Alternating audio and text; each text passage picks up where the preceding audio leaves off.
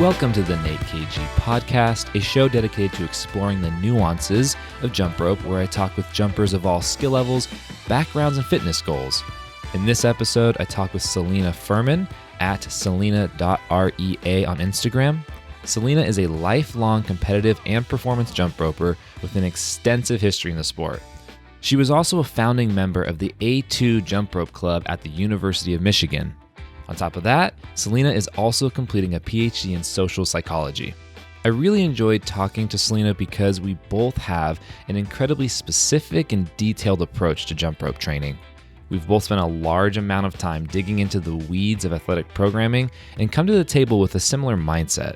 We get into many different topics, including alignment corrections for young jumpers, pin trading at jump rope competitions, applying weight training programs to jump rope, favorite places to jump, and a lot more. And as usual, the show notes can be found over at natekg.com. So with that being said, let's get into this wide-ranging discussion with Celina Furman. Celina, how's it going? Thanks for being on the show. Thanks for having me. Yeah, so I think a good place to kind of get started would be a little bit of history with how you started jump rope and what style of jumping you do.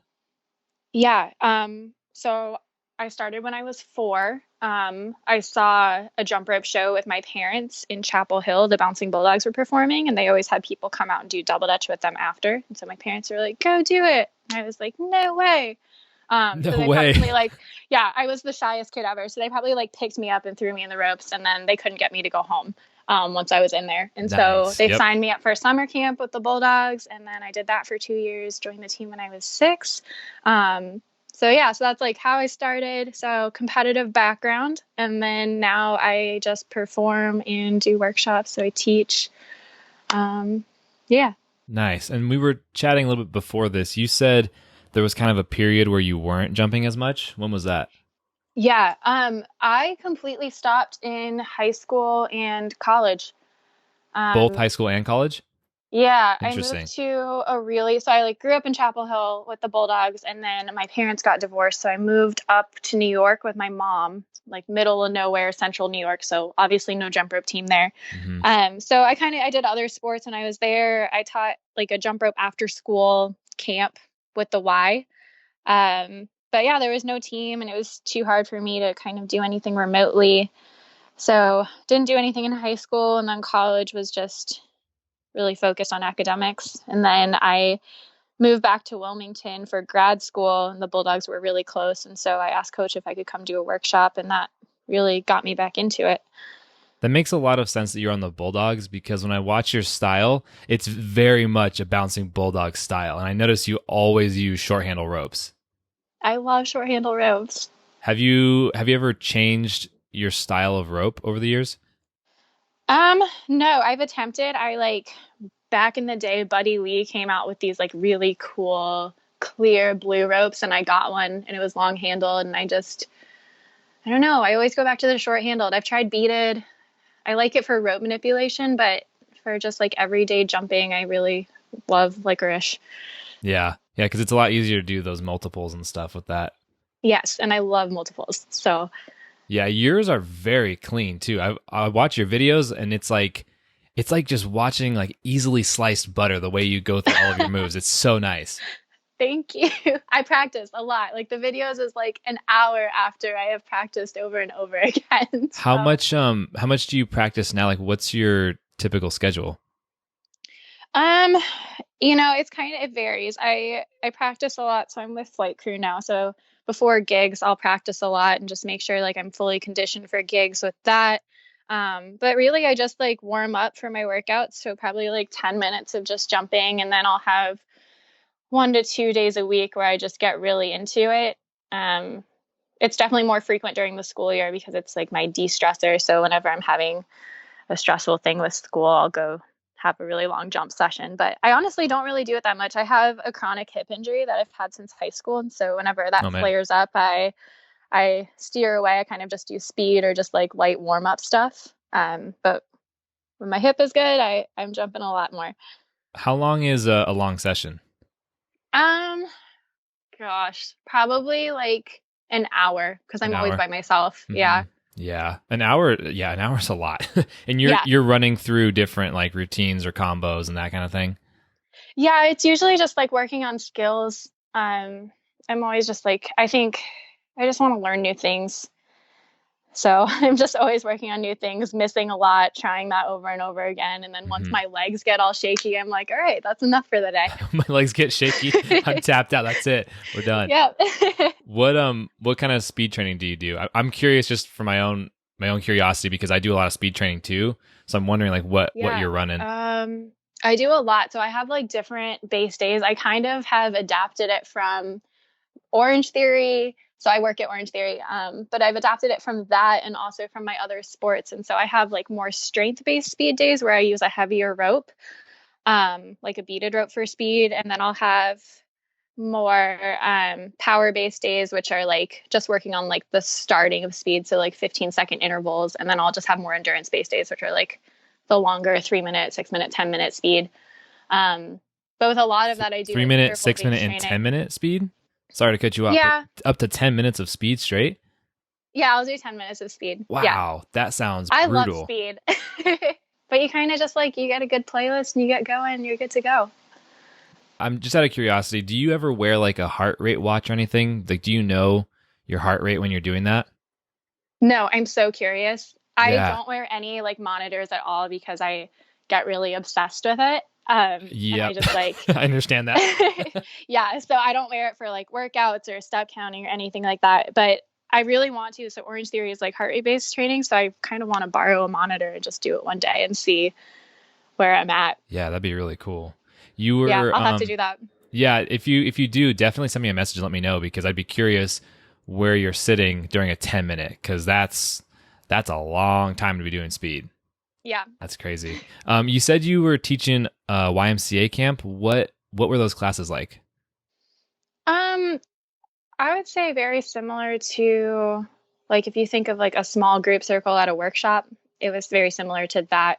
So I probably had, gosh, this was a while back.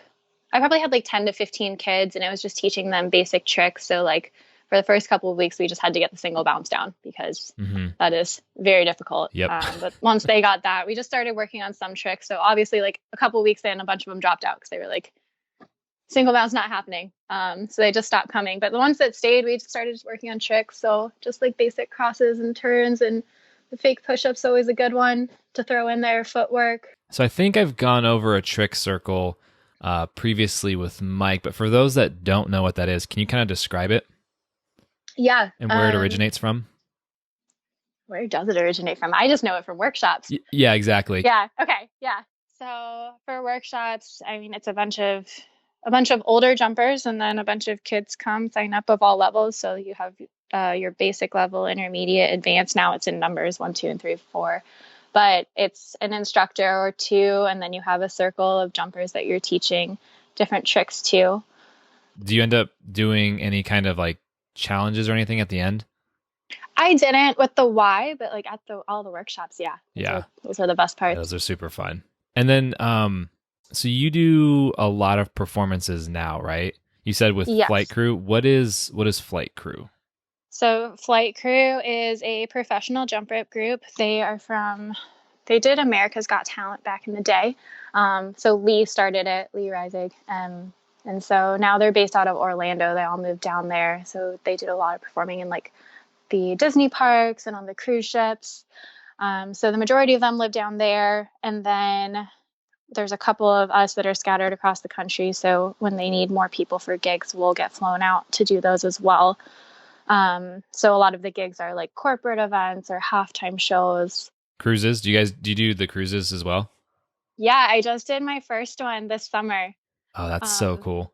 It was the most amazing experience. I literally like got done with finals week and then the next day I flew to Texas first to do a gig there, and then I flew out to Florida and jumped on a cruise ship. So I was like, hey, summer break, here we are. That's awesome. A cruise ship and some jump rope. But yeah, it's incredible. We're guest entertainers, so like you get to live the life of a regular guest, and then we do shows and we do a couple workshops with the kids, which was really cool. And you really get to enjoy the whole cruise. You get to like eat all the food, and you get to get off on the the port stops. And did you do performances before flight crew? Yeah, I mean, growing up with Bulldogs, we did a ton, like every weekend we were doing and then I stopped and I came back. So I skipped Michigan. So I did live in Michigan for 2.5 years. And so I helped out with the Jumpin' All Stars a bit when I was there. And then we also started a University of Michigan team. And so while I was there, I got to jump with them and we did a lot of Oh, shows that's cool. through that, which was really fun. So you started a team at the college? Yeah, yeah. So it was three former jumpers from the All Stars. And they all went to the University of Michigan as students. And I was just working there as a lab manager. And so they were like, hey, you want to be our fourth? And I was Oh, like, heck yeah. that's sick. Yeah, so it kind of started as the four of us, and we were pretty much the core of the group. And then people would come. We would have open practices. A lot of the college teams do that now, but um, they seem to practice a lot more than we did. We would just do it once a week. And so people would come and learn some skills with us, and then we would have performances that everyone was invited to. But yeah, it was really the three of them graduated, and I moved to Minnesota for grad school. And so I don't, A2, it was called A2. It doesn't really exist anymore, but Oh, okay. Did you guys ever go compete? no, we did not get that far. Have you ever competed? Yes. Yeah. So I competed growing up. I think my last competition, this was aging myself, was in 2005. Okay. Yep. Yeah. Okay. So So I always a while have ago. this yeah, that's a while ago. I always want to go back, but I just I don't have it in me. I do too. I think about that all the time, but the amount of effort it takes to go compete is significant. Especially like if you want to have good scores too, Like for us at this point, once you pass that like 15-year-old, I think that to me that's kind of like the threshold because once you pass 15, your scores have to jump if you want to compete seriously. Yeah, yeah. And mine are my scores honestly now that I don't know why, but they are higher than they've ever been in my life. Oh, that's awesome. Yeah, I don't know if it's because I'm cross training or just because I'm older and my body is just more coordinated than when I was 14, but Yeah. yeah, so it's sometimes I'm like, yeah, I'm doing great. I could totally compete. And then I try to train for a week and I'm like, my whole body hurts. I cannot keep up with this for a Yep. year. I totally agree with that. And then like all of the eating and because you want to eat a lot more and then like you don't have as much time to sleep and your body just needs to recover. I feel that a lot. Yeah, it's just oh my gosh, I'm always hungry when I jump rope. Yep. All the Oh my time. gosh, Have all the you time. have you seen anything grow or change in the sport over the years? Yeah, it's I've been in it for a really long time. I think the creativity has really, I mean, it's wild now what people can do with a jump rope because back when I competed, it was just basic double under, triple under in competition, side open, open, and you did everything symmetrically. So it was you Hmm. do it to the right side, you do it to the left side, and then you do it to the middle. And now it's just people don't repeat tricks. There's a million wraps and rope releases, and I just think the creativity it's really something else. And I think that social media pushes that a lot. Hmm. Instagram, there's just new stuff coming up all the time, all of the tricking stuff that Devin does, all the We Jump Rope guys. So I think that's the main thing that I've seen. I know the competition world is very different now from what it used to be. What was your favorite moment of competition? Oh my gosh. I know there's probably a lot of good ones, I would imagine. Yeah, honestly, my favorite parts are probably not competition related. Um, I was a really big pin trader. Oh, you were yes, you wait, okay, so please dive into this 100% because this is a very unique cultural piece of jump rope that I don't think anyone else has chatted about yet. Yeah.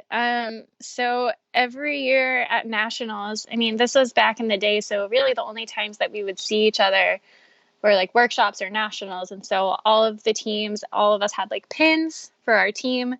And the way that we got Things that to you know would each put on your other, t-shirt, right? Or your I bag or have a someone. book. I Oh, have you had a the book. felt, yeah, I have a felt book that I sewed together. I took sewing classes when I was a kid. So I was like, I'm going to make a pin book. So I have this quilted sewn book. And I just had that. And you had a pocket full of pins from your team. And you would just go find people from other teams and you would see if they had them and you would trade. Um, so yeah, I have a 5 or 6 page book just like full of pins. It's awesome. That's so cool. Yeah, so that was my favorite part. And like I just remember like my favorite pin ever was from Mr. Sandali, and he was like, if you give me 2 bulldog pins, I'll give you a 20-year-old skip it pin. And I was like, Oh wow. That must I'm have been in. like gold for you. It was gold. And that this was, gosh, like almost 15 years ago. So the pin at this point is probably like 35, 40 years old. I don't know Wow. how old the sport is, but yeah, I still have them all. They're like in my closet up in a box. And you got that one straight from Sindali? Yeah, I loved Mr. C. I found him every nationals. Yeah, he is a legend in the sport. Yes. Yeah. Straight up legend. Did he did spread jump rope through a lot of like PE, like physical education work in schools, right? And jump rope for heart? As far as I think that's how it started. I'm not too sure. Yeah, Yeah. he was doing a lot of work for jump rope. He's like the godfather of jumping. Yes. Yes, he is.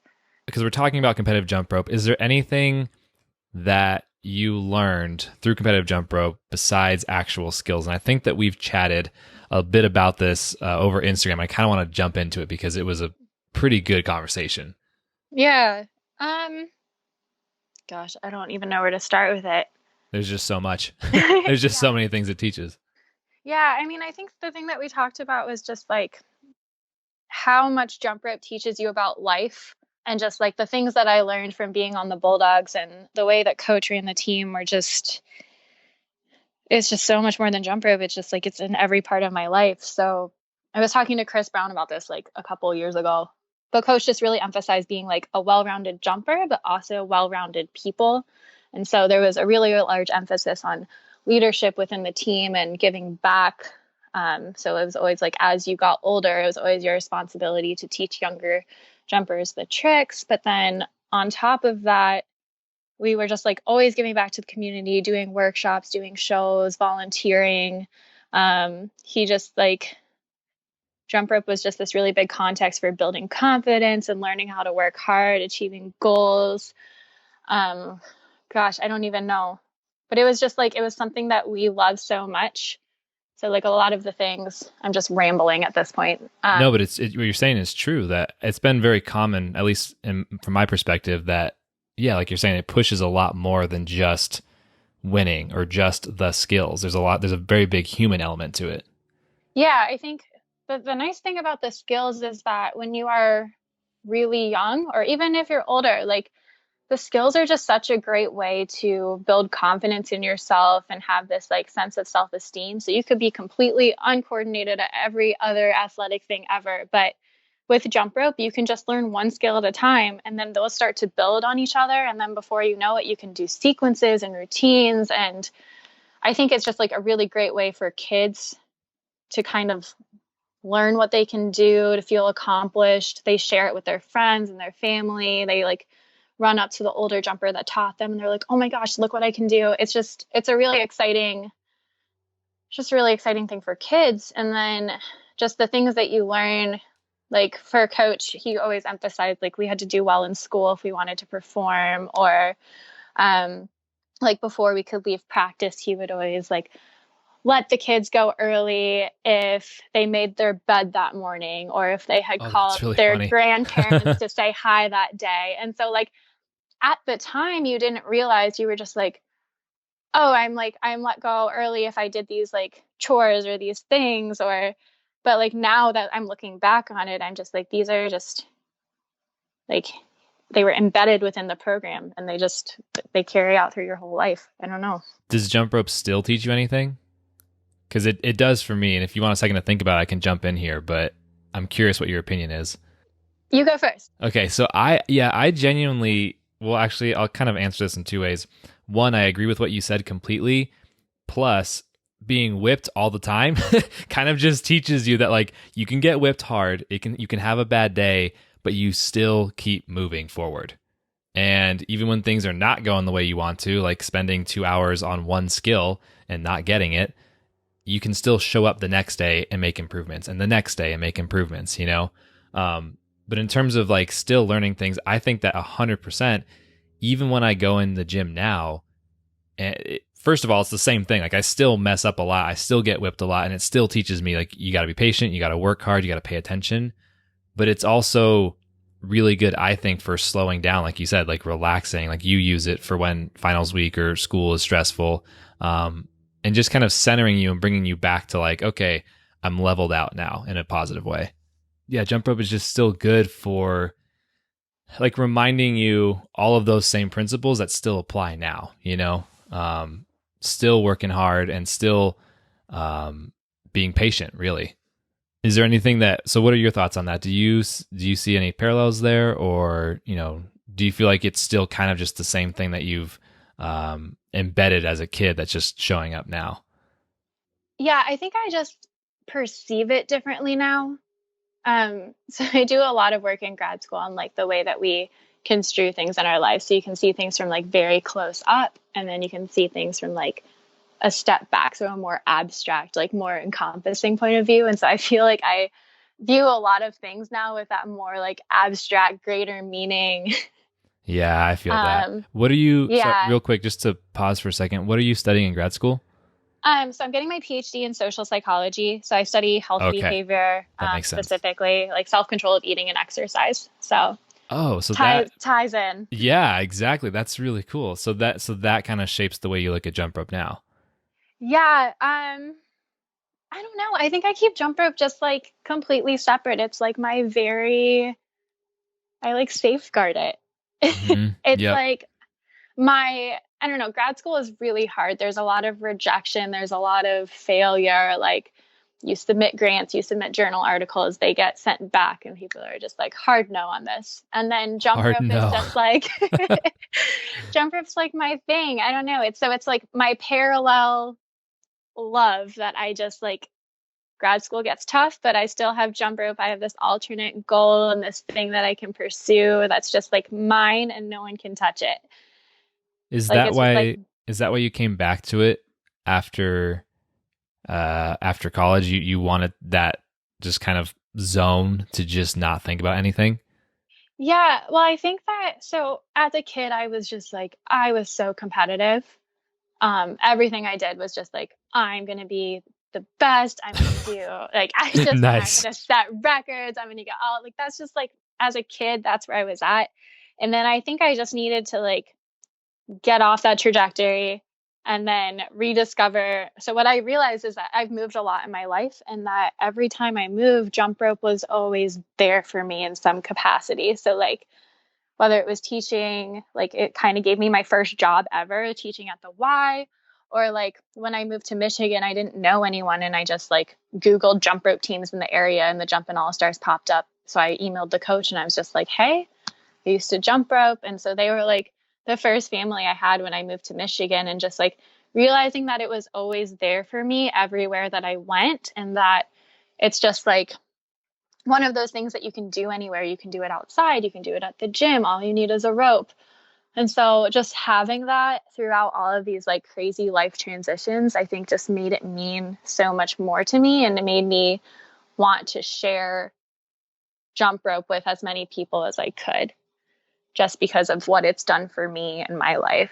Did you have any like other hobbies or activities you did in addition to jump rope, or did you kind of stay with jump rope mostly? It's been I've dabbled in everything. I swam and I played soccer growing up. So I did that for until like through high school. But everything, like I've tried instruments, I've tried dance, I've done like a lot of different things, but the only thing that I have stuck with is jump rope. Just do you know why? Is there anything specific that you were drawn to, or it just was jump rope and that's why? Um, I talk to my parents about it sometimes. They just said that I've always been like this. I've just like, I've always loved it. And I'm Interesting. always like, why didn't you put me in another sport where I could have like gotten a scholarship or something for it? Because I just like, I'm a really hard worker. I'm like, I feel like I'm pretty athletic. So I'm like, why? And they're like, you just love jump rope. You just kept going back to it. So, There's something about it um, that had you hooked. yeah, I just loved it. I mean, it's the competitive jump rope world is something else. Like you're with your best friends doing what you love to do. You get to perform, you get to share it with people. It like competitions are super fun. And I'm not going to lie, like I loved winning. That was, Yeah, that was yeah, really fun. I bet. Like looking back, that's not the most important thing, but I don't know. It's just like, it's been my thing and it's kind of my identity now. Like I do it so much and it's so, yeah, I don't know. I'm just like the jump rope girl to all my friends. Yep. Yeah, I think I understand that. The jump roper, right? Yep. That's what Susan said in a previous episode. She's referred to as the jump roper, and it's very true.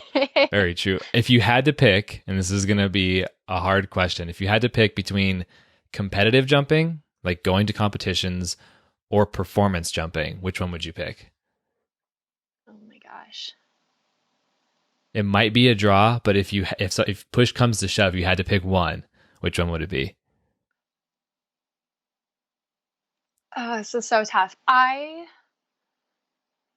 So like I want to say competitive jumping, but I feel like for my sanity, I have to say performance jumping. Why is that? I just like I get too into it. Like if I get like hyper focused on what I'm doing. And so I feel like if I said competitive, there would be so much stress and I would 'Cause be you're so hard on myself. showing up to win. And Hmm. yeah, but like with performance jumping, it's just like you get to share what you love with people. Yeah. That's awesome. Yeah, So that awesome. makes such a big difference. Yeah. Yeah, it's just I'm thinking about that too, and it's like, yeah, that's a hard question because you get a lot of cool opportunities with performance jumping. You know, you get to be in really cool places and do really cool things, like you said with the cruise. What's been your favorite place that you've jumped Like with flight crew or ever? ever? I was trying to think about this when you like gave me a sneak peek of the questions. Yep, yep. I honestly like I can't there's been performances that just like stick out in my mind as being remarkable. But I can't say that they're my favorite shows. But like Hmm. when I was a kid, we did the Army Navy halftime show at West Point. Oh wow. And I just like will never forget that show. It was just being on the West Point campus and seeing how it operates, and everyone was just like in unison, like the national anthem, everyone stood up and it was, you could hear a pin drop. Like it was just the discipline and it was just like, I can't, it's speechless. Like it was an amazing, amazing experience to be there. And so like I loved that show. I was trying to think of like flight crew performances and you would think that I would say the cruise, but I actually had the most fun in Pasadena, Texas. Which so it was just like the group of people I was with, Eddie and Ben Hmm. and Austin, and we just like it was a crazy we were jumping on plywood, there was a heat wave, but just like the people that I was with doing that show, we had so much fun that it didn't matter to me. I was just like we were doing these like 20-minute shows for small crowds, but it was just so interactive and we were just like we're doing what we love, we are out here, it's great. And so That's so cool. yeah. Do you also have people not understand what the stage should be like? Because in the performances I've done, they never really set up a good stage to jump on, and you're always trying to just work with what you've got. Like, is that how it's gone for you too? Because you mentioned plywood for the Pasadena one. Yeah, I think that like the biggest thing is that people underestimate the size that's needed. Mm-hmm. So like Yep. you can do jump rope in a very small space in a gym, but when you're talking about performance jumping, like you're doing flips, you have formations, like double dutch takes a large amount of room. So I think like the stage is always slightly small, which is Mm-hmm. you learn how to deal with it. Yeah, it's always a fun challenge. And it's fun when you get to do a halftime show like after experiencing small stages like that, because you're like, I have a gym floor and I have so much space and I can do whatever I want. And then practicing for those, I would imagine, or for that and for competition, doesn't come without injury. I would imagine that happens every now and again. Yeah.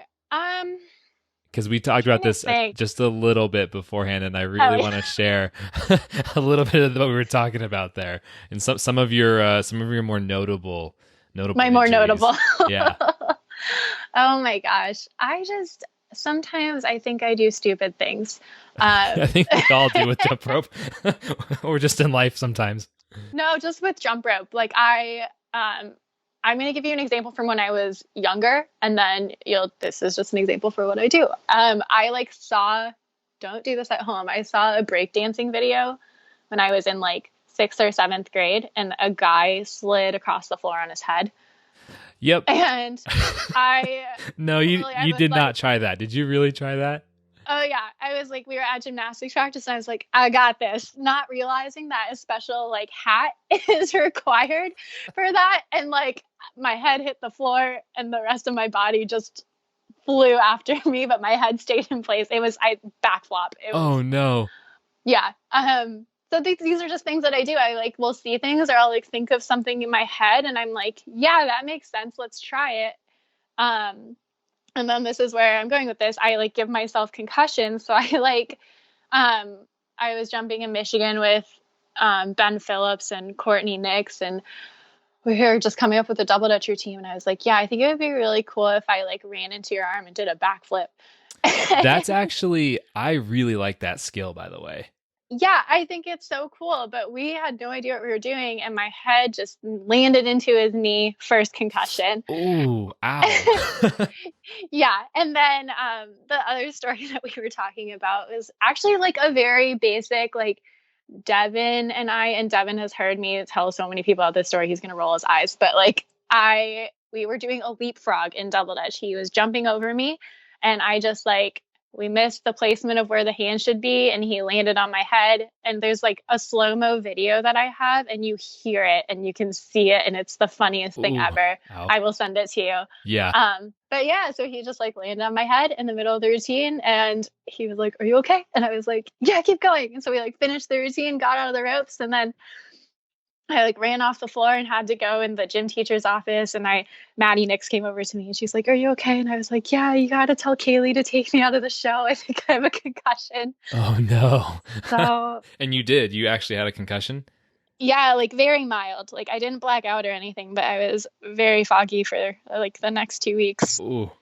Yeah, in both circumstances, yes. Rough. I remember one time I was trying an EB switch 180 double under, maybe triple, where you swing to an EB, and then as you switch your hand placement, you turn. I think Eddie does this in some of his routines.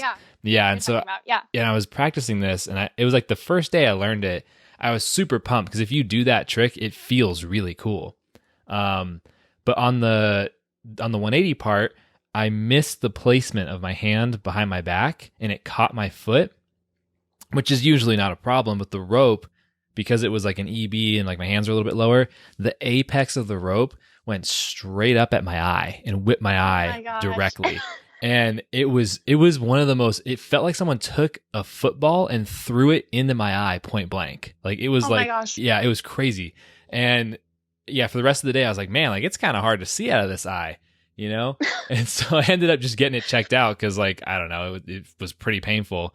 And they did this thing where they basically painted the whites of my eye with like a certain brush and like eye drop solution or whatever, and then put a blue light over it. And obviously I didn't see it, but the people around did.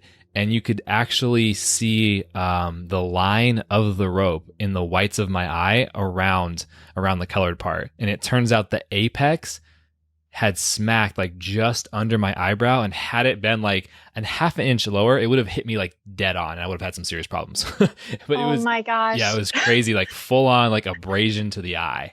That's hilarious that there's like a wet mark in your eye. Yeah, that's like the most, actually now that I think about it, that's the most unique place like I've ever had a whip mark. I think, that's a winner.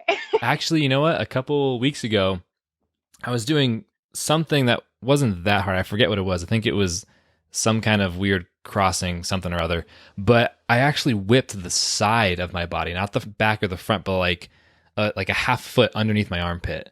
And it was one of the like weirdest feeling whips ever, because like it didn't feel like it hit that hard, but I looked down and it was like a very noticeable whip mark. It was pretty crazy. I just like don't understand all of the guys that jump barefoot. Yeah, how they do that, period. Have you ever hit yourself like I don't know, sometimes I like jump at the beach just for fun, like someone's like, show me what you got, and It hurts so bad. I actually, when I train speed, half of the time I'm not wearing shoes just because I don't like the feeling of it, which is not good. And I 100% would not recommend jumping without shoes on, but I do it anyway. And yeah, I've whipped like my toes before, like full speed, doing speed. And yeah, that hurts really bad. It is awful. Yeah, I think I've tried like doing a quad once or twice without wearing shoes, and I've only done it once or twice because I learned my lesson real quick, you know? Yeah. Yeah, it's Yeah. pretty crazy. Oh man, yeah, jump rope. It's just yeah, it's funny when people think like, oh, just jump rope. It's like, well, actually, there's there's some crazy stuff that happens. Like, Yeah. did you ever watch the jump rope documentary called Jump? Yes. So Yep. there's that You'll see famous. me in there. Wait, really? Yeah, I'm in like the background of some scenes, and it's like awkward middle school me. It's great. I feel like Um, that's everyone that's in that video, though. you oh know. yeah, it's like you look at that and you're like, oh, what were we doing? But anyways, That's what there's that one. Speaking of injuries, there's that one famous scene. I think it's mostly in the trailer or something, or just for a minute. I forget who it was, but they go to do a backflip off of someone's knee. Like they yeah. step up, foot goes on the knee, and then they flip off backwards, but their foot slipped out during the flip, and they landed like on their face. Oh my gosh, I can't remember who it is. Yeah, I can't either. We'll have to figure that out. Yeah. But yeah, it was pretty crazy.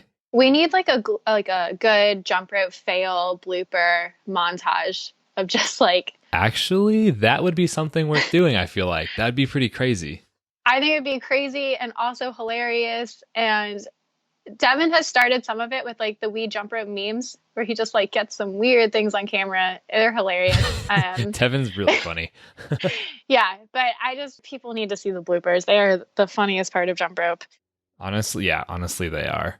Okay, so you have a little bit more than just jump rope in your workout plan. You do a little bit of weight training, right? Yes. Can you kind of describe why you do weight training?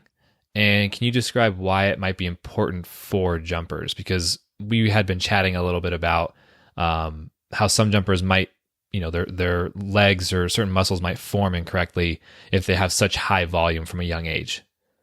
Yeah, so I have been plagued by injuries since I was younger. And so I first went into physical therapy when I stopped competing. So I was right after my 2005 nationals. So I was 14. I had tendonitis in both of my knees, and the physical therapist said that it was due to kind of like the way that my muscles had developed in my legs, probably from jumping since I was 4.